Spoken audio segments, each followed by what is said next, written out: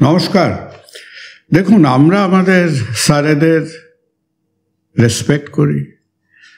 স্যারেদের সঙ্গে হয়তো মধ্যে মধ্যে আমাদের অল্প আদ্র কিছু দুষ্টুমি হয়েছে, কখনো কখনো তাদের সঙ্গে হয়তো আমাদের কিছু কিছু অল্প বিস্তর ঝগড়াঝাটি হলেও হতে পারে। কিন্তু এখন চারদিকে একটা আওয়াজ উঠেছে, দেখবেন যে স্যারেদের নিয়ে এখন মহা হাঙ্গামা। স্যার স্যার স্যার স্যার বলে একটা আওয়াজ চারিদিকে চলছে এবং দুটো যুযুধান পক্ষ এই স্যারকে নিয়ে একেবারে নানান ঝগড়াঝাটিতে ব্যস্ত হয়ে পড়েছেন। এই স্যার ব্যাপারটা হলো, এটা আমাদের স্কুলের স্যার নয়, আমাদের কলেজের স্যার নয়। এই স্যার হলেন আমাদের ইলেকশন কমিশন অফ ইন্ডিয়ার মানসপুত্র, যাকে বলে special intensive revision of electoral roll. আর এই স্যারকে নিয়ে একদিকে যারা কেন্দ্রে ক্ষমতাসীন বিজেপি সরকার, তারা মোটামুটি এটা সাপোর্ট করছেন, এই কাজটা করছেন ইলেকশন কমিশন অফ ইন্ডিয়া। আর সারা ভারতবর্ষে যেখানে যেখানে নন বিজেপি সরকার যারা আছেন, নন এনডিএ পার্টিরা আছেন, তারা একেবারে খড়গহস্ত হয়ে রাহুল গান্ধীর থেকে শুরু করে মমতা বন্দ্যোপাধ্যায় অবধি বিহারের প্রত্যেকটি অপোজিশন লিডার এই স্যারের উপরে তারা একেবারে ভয়ানক রেগে গেছেন এবং সারা দিন নানান রকমের প্রোটেস্ট, নানান রকমের প্রতিবাদ অ্যাক্টিভিটি হচ্ছে। তাহলে সরকারের বাইরে পলিটিক্যাল পার্টিদের যে চিৎকার চেঁচামেচি, তার বাইরে এখন প্রশ্ন হলো, আমরা যারা এই দেশের 141-42 কোটি মানুষের মধ্যে একটা সংখ্যা, আমরা একজন নাগরিক, তাহলে একজন মোটামুটি বুদ্ধি বিবেক সম্পন্ন মানুষ হিসেবে আমাদের দৃষ্টিভঙ্গিটা কি? আমি যেটুকু ব্যাপারটা নিয়ে বুঝলাম, তাহলে এই ব্যাপারটা গিয়ে দাঁড়ালো যে আমাদের দেশে কেন্দ্রীয় এবং রাজ্য ইলেকশনে আমরা ভোট দিই। বহু বছর আগে কারা ভোট দিতে পারবেন কি না পারবেন তার জন্য একটা ভোটার আইডি বলে একটা ব্যাপার তৈরি হয়েছে। 2010-10 কাছাকাছি বহু বছর ধরে চেষ্টা করে আমাদের ইউনিক আইডেন্টিফিকেশন অথরিটি নলনন নীলেকানির আন্ডারে সারা দেশের মানুষকে আধার কার্ড দিয়ে তারা ক্যাপচার করেছেন। এর সঙ্গে সঙ্গে আমাদের রেশন কার্ড আছে এবং অন্যান্য রকমের বেনিফিট যারা পান তাদের কিছু কিছু বেনিফিটসের কার্ড আছে। তাহলে কথাটা হলো যে ইলেকশন কমিশন যে একবার ভোটার আইডি দিয়ে দিয়েছে, সে এই কাজটা করছে কেন?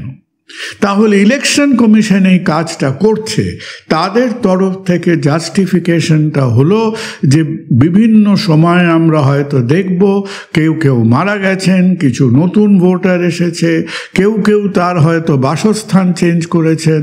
আবার আমাদের জানেন এই বিভিন্ন পলিটিক্যাল পার্টিদের দুর্বুদ্ধির অভাব নেই, তারা হয়তো বিভিন্ন সময় কিছু কিছু ইললেজিটিমেট ভোটার্সদেরও লিস্টের মধ্যে ঢুকিয়ে দিয়েছেন। তাই ছাঁকনি দিয়ে বাছার মতো ইলেকশন কমিশনকে কিছু বছর অন্তর অন্তর প্রত্যেকটা state by state, booth by booth, house by house তারা ধরে literally house to house survey করে তারা বার করার চেষ্টা করবেন যে কারা এখন লেজিটিমেট ভোটার্স আর কারা ইললেজিটিমেট ভোটার্স। খুব ভালো কথা। তাহলে প্রশ্নটা কোথায় উঠছে? আমি পলিটিক্যাল প্রশ্নের মধ্যে যাচ্ছি না। মমতা বন্দ্যোপাধ্যায় কেন রাগ করেছেন, রাহুল গান্ধী কেন রাগ করেছেন, তার মধ্যে খানিকটা জেনুইন প্রশ্ন, খানিকটা পলিটিক্যাল পার্সপেক্টিভ মিক্সড আছে। আমাদের সাধারণ মানুষ হিসেবে যেটা বুঝতে হবে যে আচ্ছা, খুব ভালো কথা, ইলেকশন কমিশন যেমন পশ্চিমবঙ্গে তারা 2002-03 এমন একটা সময় রিভিশন হয়েছিল, আবার রিভিশন করার সময় হয়েছে। তাহলে প্রথম প্রশ্নটা যেটা ইলেকশন কমিশনের অ্যাটিটিউড নিয়ে উঠছে, যে তারা প্রতিটা রাজ্যে এই ভোট যখন শিওরে এসে দাঁড়াচ্ছে জাস্ট বিফোর দ্য ইলেকশন, তারা কেন একটা তাড়াহুড়োর মধ্যে এরম একটা বিরাট এক্সারসাইজ করছে? এই প্রশ্নটা সবচেয়ে বেশি উঠেছে বিহার ইলেকশনকে নিয়ে।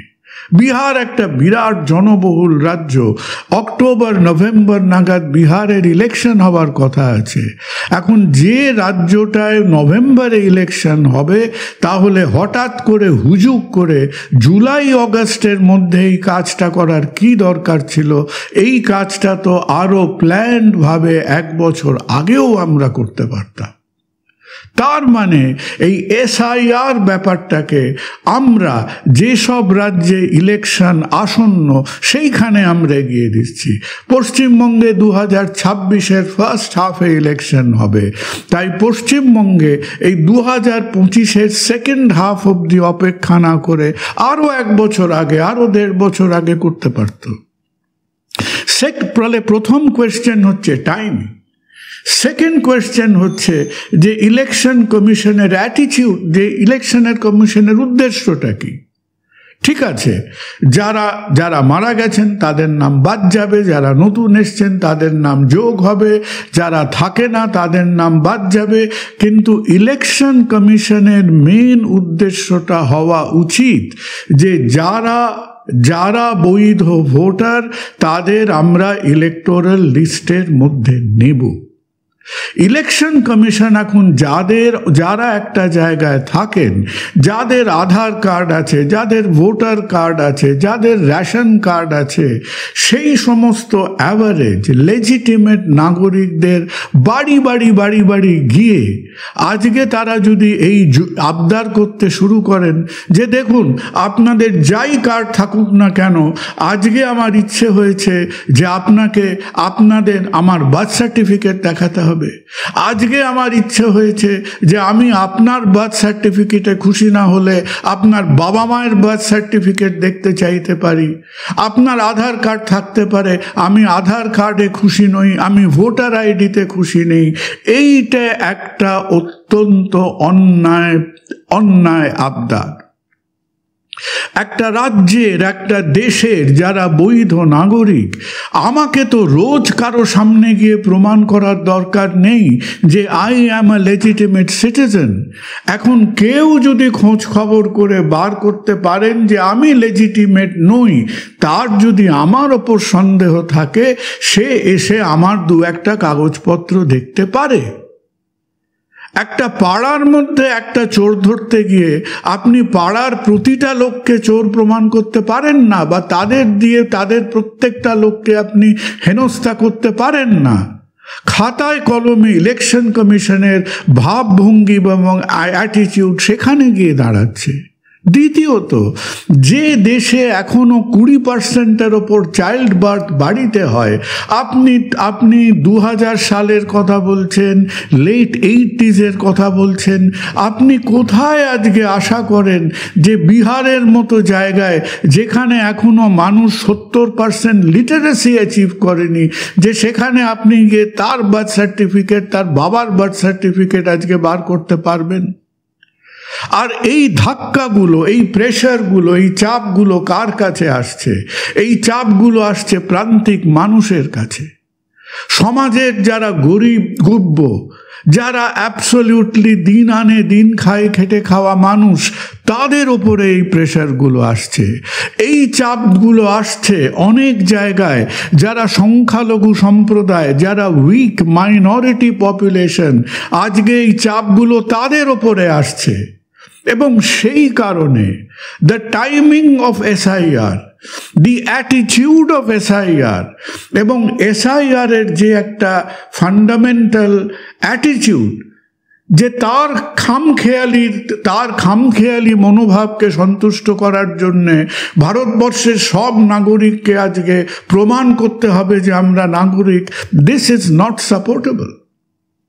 সুপ্রিম কোর্টে এই ব্যাপারটা নিয়ে একটা বাদানুবাদ হয়ে গেছে, এবং সুপ্রিম কোর্ট যেহেতু ইলেকশন কমিশন অফ ইন্ডিয়া একটা ভ্যালিড, একটা কনস্টিটিউশনাল ম্যান্ডেটেড বডি, তাকে অত্যন্ত বাধ্যভাবে সুপ্রিম কোর্ট বলছে যে শুনুন, আপনারা আধার কার্ডকে স্বীকৃতি দিন, আপনারা নিজেদের ভোটার আইডিকে স্বীকৃতি দিন, আপনারা রেশন কার্ডকে স্বীকৃতি দিন, তারপর যদি আপনার কারো ওপর সন্দেহ থাকে, then you can ask for additional document. এখন এইটা একটা চিন্তার কথা, এটা একটা লজ্জার কথা, এটা একটা সন্দেহের কথা যে একটা দেশের সুপ্রিম কোর্টকে, একটা দেশের ইলেকশন কমিশনকে বলতে হচ্ছে যে যে দেশ আজকে হাজার হাজার কোটি টাকা খরচা করে আধার কার্ড করেছে, ভোটার আইডি কার্ড করেছে, ডিজিটাল রেশন কার্ড করেছে, যে প্রত্যেকটা কার্ডকে অবিশ্বাস করছে, তাহলে আমরা এগুলো করলাম কেন? এগুলো করে লাভ কি হলো? আজকে 7 দশক আগে যে দেশটা তৈরি হয়েছিল, যেখানে পূর্ব প্রান্তে পশ্চিম প্রান্তে কোটি কোটি মানুষ তারা রিফিউজি হয়ে এসেছিলেন, বাস্তুহারা মানুষ, তারা বিগত কিছু দশকের মধ্যে নিজেদের বিভিন্ন জায়গায় তারা সেটেল করেছেন। আজকে সেই দেশ যখন 7 দশক পরে তার একটা ন্যাশনাল আইডেন্টিফিকেশন সিস্টেম খুঁজে পেয়েছে, তার একটা ভোটার আইডি খুঁজে পেয়েছে, তার একটা রেশন কার্ড ভ্যালিডেটেড নাম্বার খুঁজে পেয়েছে, আজকে আপনার এই স্পর্ধা কি করে এলো যে আপনি প্রত্যেকটা আইডেন্টিফিকেশনকে আজকে আপনি ইগনোর করার ঔদ্ধত্য দেখাচ্ছেন? এই প্রশ্নটা নাগরিক সমাজের থেকে, ইলেকশন কমিশনের থেকে আসতেই হবে। এবং এই সন্দেহটা প্রবল যে এই যে এক্সারসাইজটা সমাজের নিম্নবিত্ত, প্রান্তিক, মার্জিনাল পপুলেশনকে আজকে আঘাত করবে, এবং তার মধ্যে অনেক হয়তো সংখ্যালঘু সম্প্রদায়ের মানুষরা থাকবেন। বিহার ভোটে তারা আন্দাজ করেছিলেন যে আমরা 30 লক্ষ মানুষের হয়তো ভোটার আইডিকে আমাদের তারা বাদ যাবেন। এখন সংখ্যাটা বোধহয় 65 লক্ষ না 70 লক্ষের কাছে গিয়ে দাঁড়াচ্ছে। ইলেকশন কমিশনের যে আজকে তাদের যে ক্যারেক্টার অফ ইলেকশন কমিশন, সেই নিয়ে একটা সাধারণ নাগরিকের মনে অনেক প্রশ্ন আছে। কেন প্রশ্ন আছে? কারণ 1950 সালে যে ইলেকশন কমিশন তৈরি হয়েছিল, সেই ইলেকশন কমিশনের মাথায় ছিলেন চিফ ইলেকশন কমিশনার, যার অ্যাপয়েন্টমেন্টের মধ্যে আজকে প্রধানমন্ত্রী ইনভলভ থাকতেন, লিডার অফ অপোজিশন ইনভলভ থাকতেন, chief justice of supreme court involve থাকতেন।